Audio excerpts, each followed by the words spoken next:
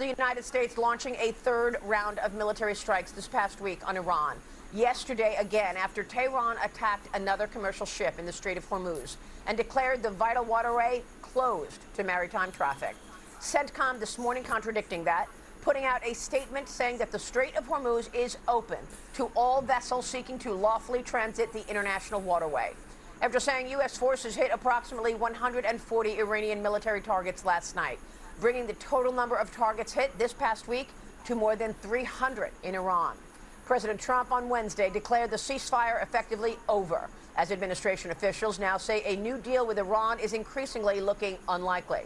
Meanwhile, Iranians loyal to the brutal regime, or perhaps those who were ordered to do so, chanted and carried banners during the 6-day state funeral for former leader Ali Khamenei, calling for revenge against President Trump and the U.S., a banner reading, "We will kill Trump," amidst new intelligence from Israel indicating Iranian leaders have been plotting to assassinate President Trump. Here's the president at the NATO summit on Wednesday in Turkey. Everything's gone. The leaders are gone.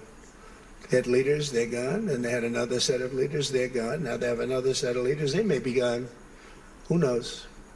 And you know what? I may be gone too, because I'm their number one target. It's out all over the place. I'm their number one because they're scum. That's the way they act, and that's the way they've done it for 47 years. Meanwhile, former Florida Governor Jeb Bush this week praised President Trump despite years of public disagreements between the two. Jeb Bush said that the president rightly decimated Iran's military and drone production. Bush also warning of the dangers Iran poses to the U.S. homeland, citing reports that roughly 300 Iranian-made Shahed drones are now stationed in Cuba, 90 miles off the coast of Florida. Joining me now with the very latest breaking developments is U.S. Ambassador to the United Nations, Michael Waltz. Ambassador, thanks very much for being here this morning. And I know that you spoke with Senator Lindsey Graham just a few days ago before he left for Ukraine. Is that right? It is, Maria. Our hearts break for his family, for his sister, for his nieces.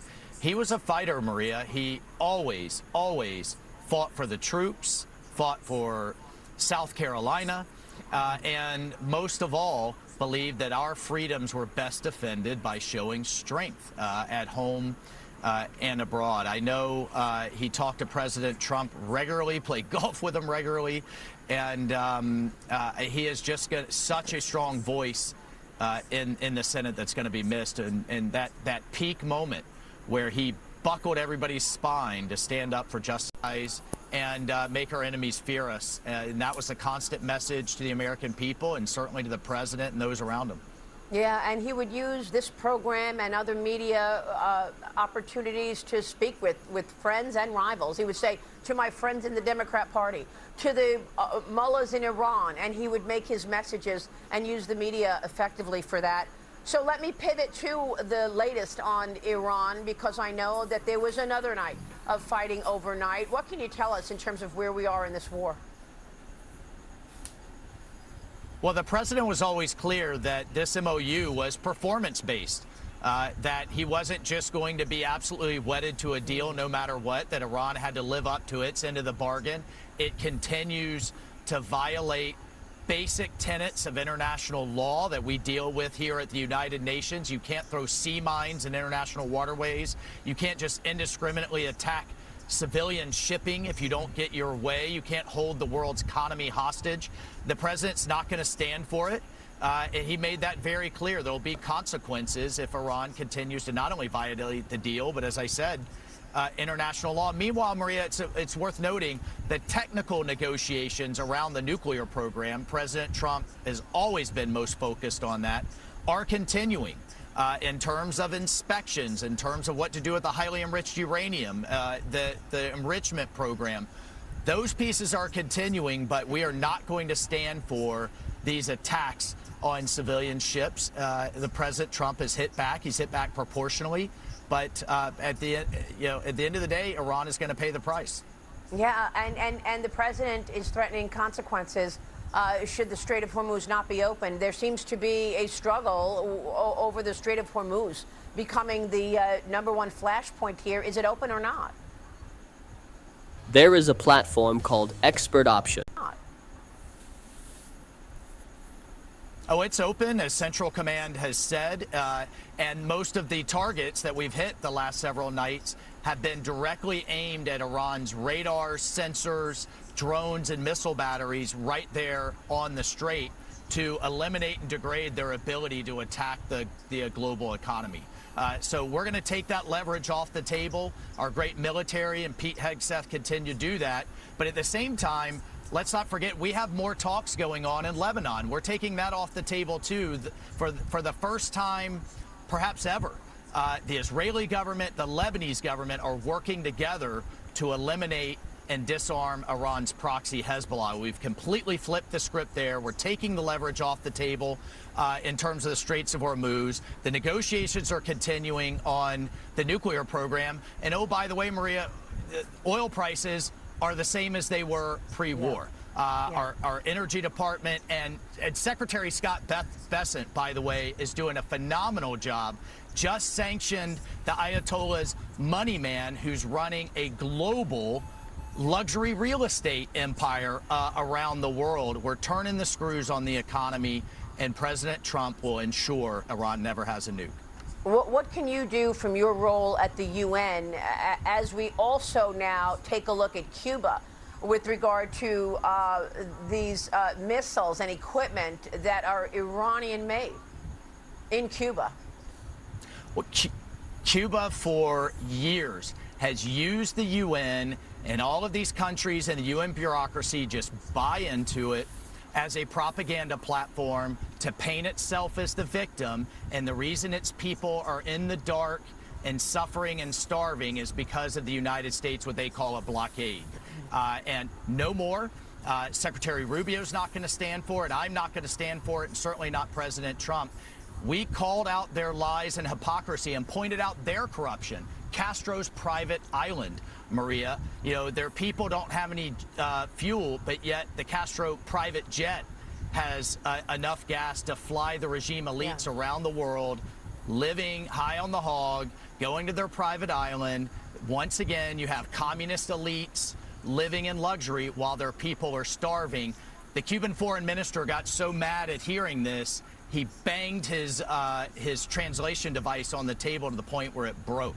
I reminded him, you're not in Havana. This isn't communism. This is United States of America. And I'm sorry if you get upset at hearing the ground truths, or hearing hard truths, I should say. Yeah, good for you. Ambassador, what about what's coming out of New York? I mean, you're in New York right now. A senior official in the New York City mayor's office plans to meet with Iran's ambassador to the United Nations before the State Department shut it down. Can you tell us what happened? It's absolutely outrageous.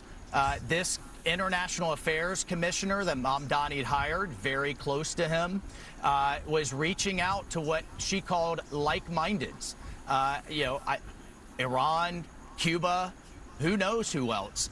The department stepped in and said, absolutely not.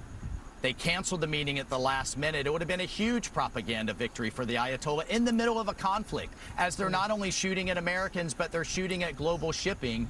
And we're doing everything we can to keep them internationally isolated. 143 countries have condemned Iran, yet Mayor Mamdani and his staff are trying to meet with Iran right here in New York on American soil. It's outrageous, and we shut it down. And what is the role here of China? I mean, I think that China is questionable in terms of friend or foe in this whole Iran conflict. What do you know there? Well, just staying on Cuba and Western Hemisphere for a moment, I'm convinced. I just got back from Haiti, the Dominican Republic, our Southern Command. The story of the second Trump administration, amongst many successes, is going to be reasserting America and the United States in the Western Hemisphere. What's happening, the new elections in Colombia, what's happening in Venezuela, the fact that China and Russia are now on their back foot in our backyard. Keep in mind, they still have intelligence posts, signals collection posts, and military officers in Cuba right off our shores, but they're no longer in Venezuela. They're no longer in South Central America in the way that they were on the march, even in the Panama Canal, under the Biden administration and previous administrations. we have to credit Secretary Rubio, the president, Bessent, and the entire team for reasserting the United States right in our own hemisphere. Absolutely, and we will talk more about China, but you're saying there are still multiple Chinese sites collecting information around our military bases in Cuba. Both Chinese and Russian. The Cuban regime is not only a threat to its own people, it's a national security threat, and this administration is not going to stand for it any longer. Ambassador, thank you. Good to see you this morning. U.S. Ambassador to the United Nations, Michael Waltz. Thank you. Be sure to like and subscribe for all the Fox News. So we thought of what's really happening between US and Iran. And Israel. We thought they've stopped the war. We thought they called off the ceasefire, but it's happening that the ceasefire will call off, and US, I think Iran don't want to give up on the nuclear program, but I think there's a lot happening here, because the last time, like 2 months ago, a lot of countries were the Strait of Hormuz was being closed because of this, and it was the impact shown in the economies of the countries. There were no fuel, there were no oil and gas. People finding it difficult to, the country were facing difficulty. There was economic downturn. There was a lot of things happening because of this war. Obviously, that other side, they don't see what is happening. So Iran launches missiles on US targets. Ya Allah! Ya Allah! MashaAllah, MashaAllah. MashaAllah.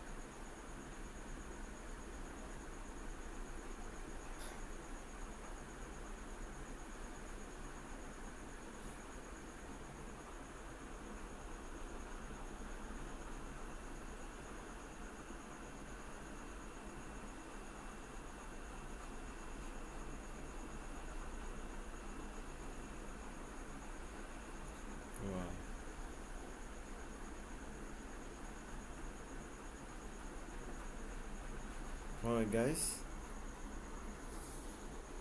Okay. See what upcoming news. This is how I use Pocket Broker. I start by moving funds.